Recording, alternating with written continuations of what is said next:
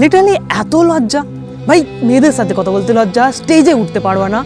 এই দুটোকে কি করে ঠিক করা যায়, আমি কি করেছিলাম সেটা আমি বলবো, আমার স্টুডেন্টরা কি করে সেটা আমি বলবো।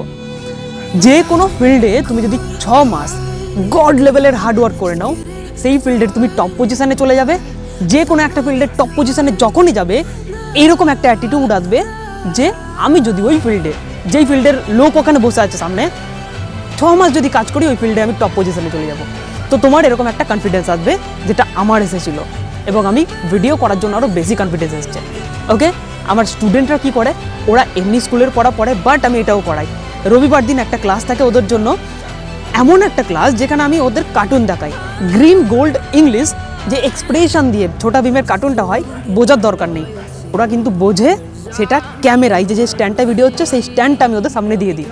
ভিডিওতে ওরা বলতে হয়, ক্যামেরার সামনে এসে গল্পটা পুরো বলতে হয় কার্টুনটা, এবং কান্না চলে আসে লিটারালি, কিন্তু তাও বলে। আমি ওদের সাথে গিয়ে সাপোর্ট করি, ওদের কাঁধে যখন হাতটা দিই, হ্যাঁ তুই পারবি, তখন ওরা সাপোর্ট পায় এবং বলা শুরু করে।